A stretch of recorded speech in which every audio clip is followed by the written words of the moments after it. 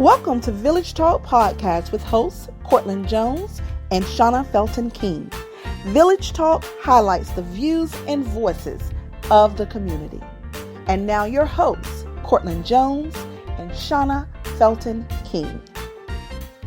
Greetings and welcome. This is Village Talk, where we highlight the voices and the views of the community. I am Shauna Felton King, and I'm here with my co-host, Cortland Jones. How are you this afternoon, Cortland? Hey, Shauna, how's it going? I'm doing well, thank you. Yeah, I'm doing great, too. It's exciting to be back on this episode of Village Talk and to talk about something that we've been chatting about for a long, long time, something I think all of our listeners will be able to connect to because, both of us are parents. Yes. Both of us are parents, and we've got some similar journeys, but things there are different. So today we're talking about the Parent Chronicles. The Parent Chronicles, yes. And it brings a smile to my face because though it could be challenging, I do believe there is a lot of humor in the reality of being a parent. Mm-hmm. Yeah. I think, there's what they call the joys and pains of parenting. Yes. You can't help but laugh. And if you at any point can at least breathe a sigh of relief, I think it is important at some point to see some of the humor in, the experience and have people that you can, experience that levity with. Yeah. And I'm curious, so when you became a parent, so first let's do it this way. My husband and I have a son and a daughter, and my children are middle high school age. So tell me about your children, Cortland. Yes. So even though we are divorced, my children's mother and I have two children. Our daughter is 19. She's currently at Morgan State University, and my son is 18, first year at Bowie State University. All right. And look, both my alma maters, Morgan State and Bowie. I love that. I love that. Oh, my gosh. Proud papa all the way. So you got two college kids. And so some may think you're at the end of your journey, but not necessarily. It's just probably a different stage. Would you agree? Oh, definitely. It does not end. And it's funny because in you saying that, I recently shared with my mom how the parenting role never ends. And she just chuckled because she's the mother of four children, with the oldest being almost 60. And yet still is very much involved in the reality of parenting her children on some level or another. Right. And that's interesting because it really doesn't end. Some people talk about, I can't wait till they get to be 18 or wait till they get to be 21. And while that does, often shift something in the reality of it, parenting is a lifelong commitment that we've got to take seriously. And I know, even if I think about it as a child, I still call my mommy and my daddy too. Right. And in what you're saying, it still matters to me that she's proud of me. Having the opportunity to share what I'm doing or what's been happening lately, or that feeling you get as a child wanting to say, look what I did. Right. That is still true to this day. Yeah. And, I don't think that we, it's exciting because I think about when, you first share with someone that you're expecting, that you're going to be having a baby and everybody's so excited for you. Oh, that's wonderful, wonderful. And even though you may be excited, you really have no clue what is really, I know I didn't. I mean, I was excited and, but if someone had said all the types of things I was going to learn along the way, it probably would have been a bit scary. But that's why I say, the humor that's involved in parenting, because I still tell the story about the day my daughter was born. The very first thought I had, I remember it like it was yesterday, was the fact she would want to date when she became a teenager. And really? Yeah. And the feelings were very real. The fear, the anxiety of having to deal with a child who wanted to date and, all that stuff. She was a newborn. I know. She just got here. That was the thought that was on my mind. And it's funny that was the thought that was on my mind. But I don't know if most dads deal with that or go through that at the beginning, but that's what happened for me. And I tell that story jokingly because you wouldn't think that would be the first thought on your mind as a parent, but that was for me. But as you say that, Cortland, I'm laughing to myself because, as a woman, when I first had my son first, I'm thinking, am I going to be a good mom? What is he going to need? Is he going to cry too much? Those types of things. But I remember when I had my daughter, and we didn't find out for our second child, if it was going to be a boy or a girl. And we kind of thought it was going to be another boy. And, people tell you, oh yeah, you're carrying high, that type of stuff. So we just thought that my second child was going to be a boy as well. And then when Morgan was born, I remember my husband's first response was, I got to go get my gun. That's it. And so now that you say that might be that exact same feeling that for some reason he felt like he had to immediately protect against some young man who's going to come to the door or something like that. Yes. And that was going to be something that he had to do. So that's interesting that I'm just glad I'm not alone and having that thought, that mind moment, thinking about that. And I'm grateful, obviously, for the things that have happened. And in what you're saying, my conversation recently with my mom is around just being appreciative of where they are in the moment of their lives as young adults and not constantly being overtaken by the fears of this new reality, because there are other things out there now that you're concerned about with them being young adults as you were concerned about them as newborns or as elementary age children. So that's where the part of being a parent never ends. There's always something to be concerned about as it relates to your children. Yeah. And, one of the things that we want to talk about tonight, because I think it's almost like as a parent, you're part of this internal club where there are certain things that we know and share, and even almost some common language sometimes of some things that we say about parenting or about raising children, some that are funny as well.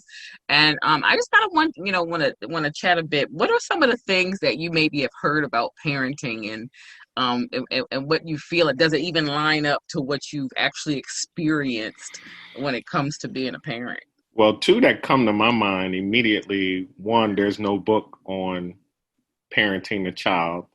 And I've heard that too.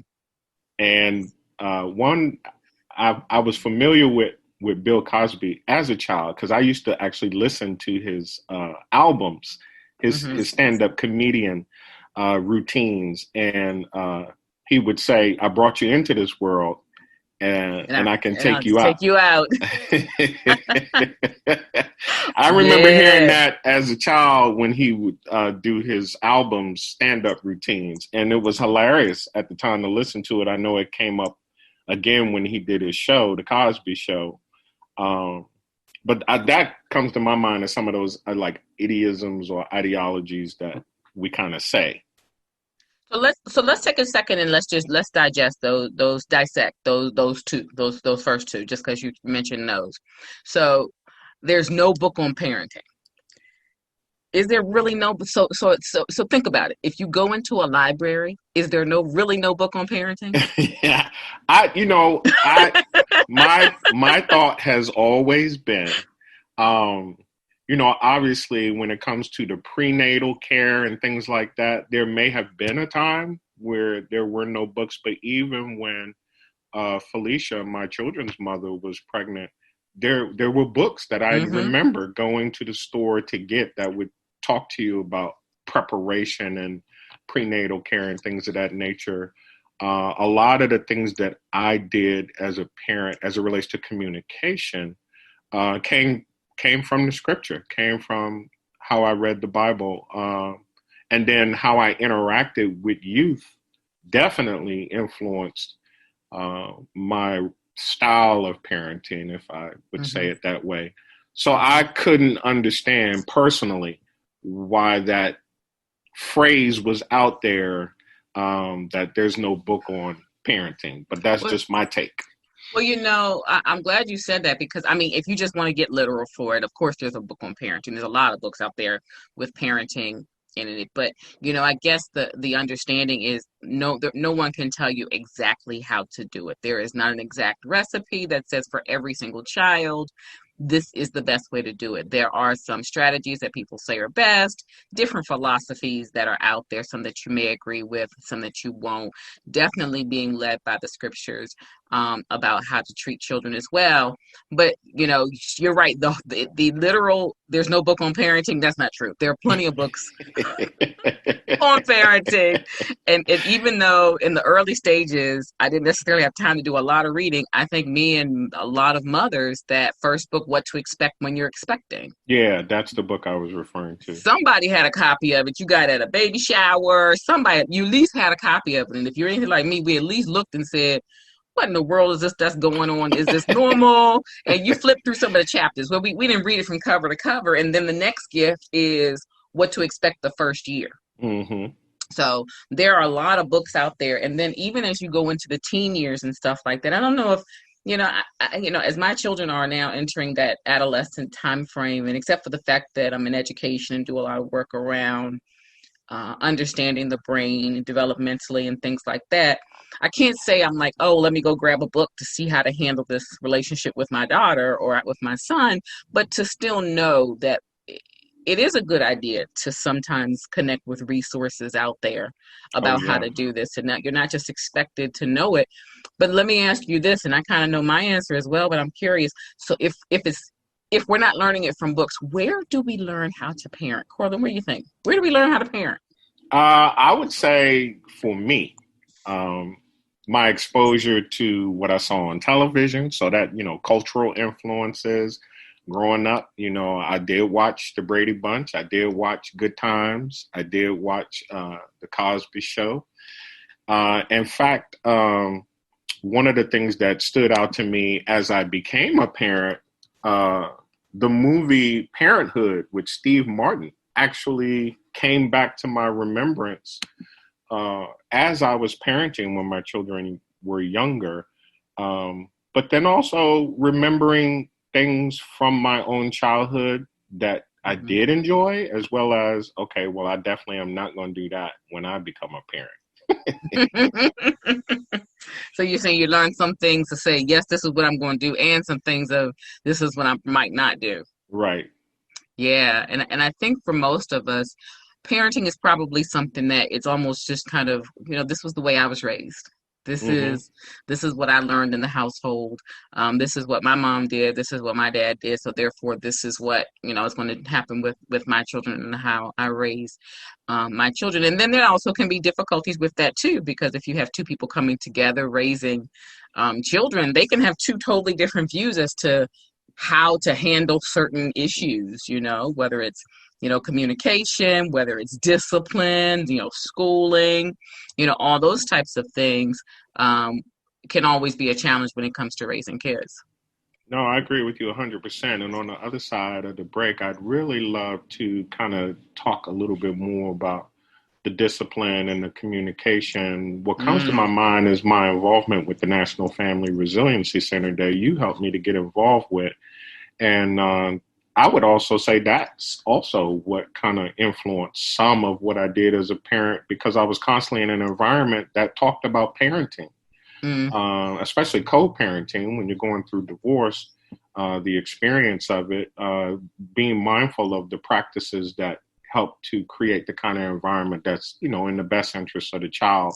So I definitely would like to continue this dialogue on the other side. So we're going to go to break, ladies and gentlemen. We hope you continue with us and enjoy some of what Shauna and I have already shared on the subject of the Parent Chronicles Part 1. This is one of two segments we're going to share this month of October on the subject of parenting. So, join us on the other side and see what this conversation will continue to lead to. Village Talk, where we highlight the voices and views of the community. Feature your business with a full or half-page ad in an upcoming issue of Vision and Purpose Lifestyle Magazine. Advertise your business, book, or event and reach potential clients. Vision and